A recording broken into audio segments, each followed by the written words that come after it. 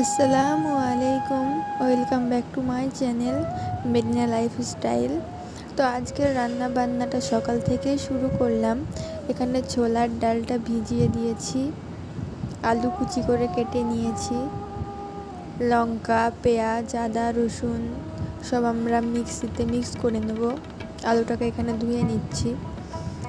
তো আমি এই মিক্সির জারে দিয়ে দিয়েছি।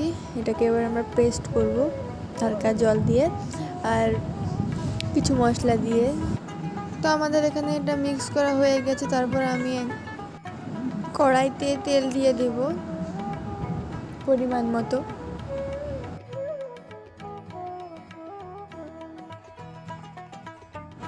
তারপর হলুদ আর গুঁড়ো লঙ্কা দিয়ে দেব।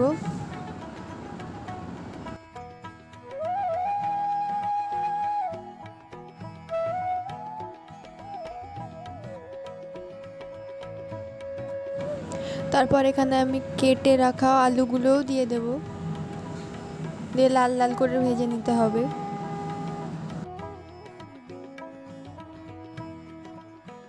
এর সঙ্গে আমি ছোলাগুলোও দিয়ে দেব মশলার সঙ্গে মিক্স করে নেওয়ার জন্য।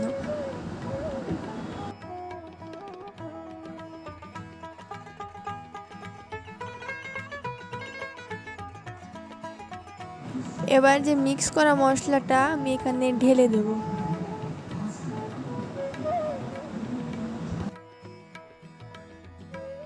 মশলাগুলোকে এভাবে ভালোভাবে নেড়ে নিতে হবে, মিক্স করে নিতে হবে। দিয়ে সাইডে জল গরম হচ্ছে, এটাকে এবার আমি ঢেকে দেব খানিকক্ষণের জন্য।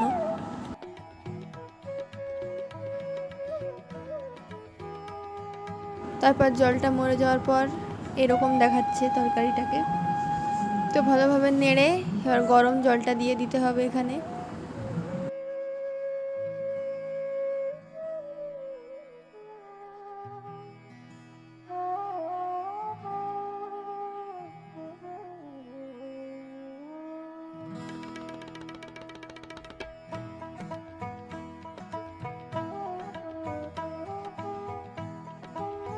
জলটা দিয়ে দিলাম, তারপরে আমি এবার এখানে আবার ঢেকে দিচ্ছি। তারপর এখানে প্রেসার কুকারে দিয়ে দিচ্ছি তরকারিটা ভালোভাবে হওয়ার জন্য।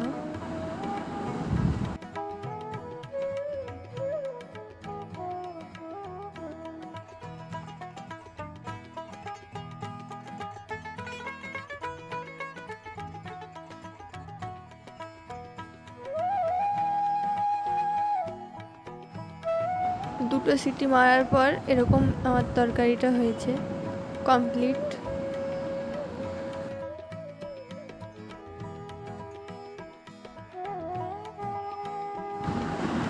এই তো সব খাচ্ছে এখানে। তারপর দুপুরবেলায় মাছ রান্না করার জন্য এখানে মাছে হলুদ আর লবণ মাখিয়ে রেখে দিয়েছি। তারপর এখানে আমি ভেজে নিচ্ছি।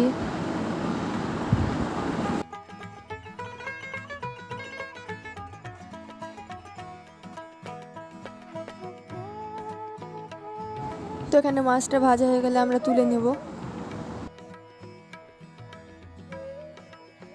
তুলে নেওয়ার পর এখানে আমি তেলের ওপরে মশলাগুলো দিয়ে দিলাম। তারপর হলুদ লবণ দিয়ে দিতে হবে সব স্বাদ মতো। তারপরে মশলাটাকে কষে নিতে হবে।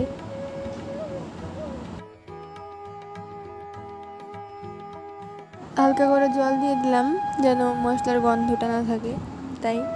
তো সাইডে জল গরম হচ্ছে, মাছটা দেওয়ার পর দেওয়া হবে, তাই। এই তো মশলাতে জল দিয়ে দিলাম। তো এটা ফোটার পর মাছগুলোও দিয়ে দেব।